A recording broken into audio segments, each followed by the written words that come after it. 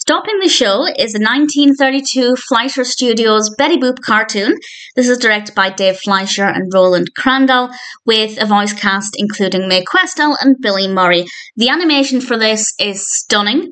The actual events within the cartoon didn't really appeal to me, but partly that's not the cartoon's fault, and I will explain what I mean by that. We get a look initially at an auditorium which is full of different animals and loads of different characters, really great attention to detail, but they're all snoozing and napping because on the screen, and we get to see this, is what they've called a newsreel, N-O-O-S-E, of course, parodying a newsreel, and we get to see bits of clips there. We actually get to see a bit of Coco the Clown and Bimbo, which I thought was pretty good, and honestly, even though the people watching it in the audience were bored and clearly sleeping, I thought it was okay, it wasn't too bad. And then Betty Boop comes on stage.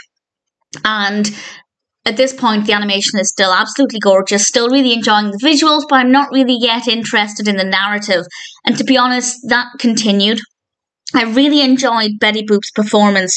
What's really interesting is that I liked her performance. I liked watching her, but I didn't necessarily find it funny because I didn't understand the references.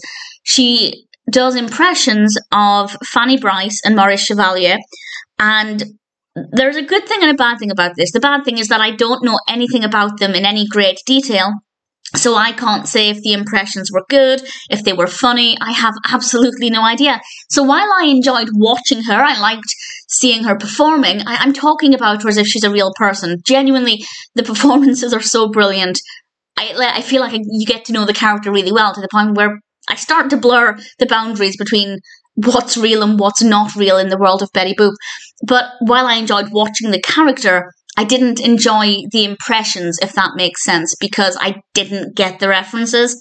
I'm aware of Fanny Brice and I think I'm aware of Maurice Chevalier, but I don't really know anything about them. So that didn't appeal to me. But what did work is that actually, before she does the two impressions, we actually see a picture of both of the characters on the stage, which I thought was a nice touch because that then told me who she was impersonating.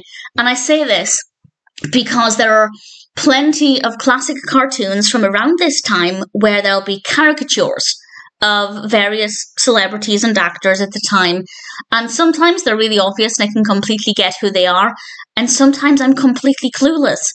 And I don't know if that's because it's a bad caricature or because I just don't know who the person is. So being told quite plainly who she was impersonating, I actually rather appreciated. So I may not have enjoyed the impersonations, but I still enjoyed watching Betty Boop perform.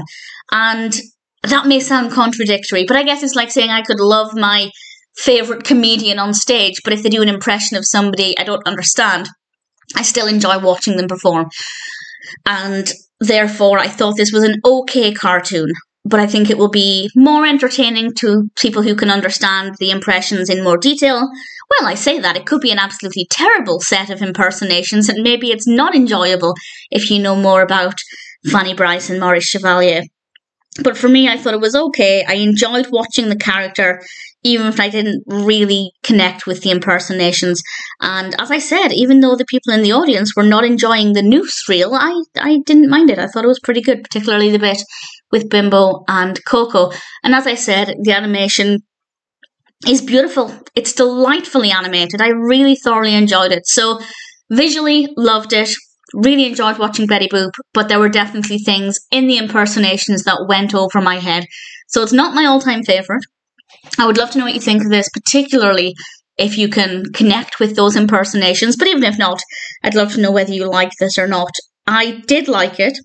It's not a personal favourite, but that being said, I'm quite happy to have seen Stopping the Show.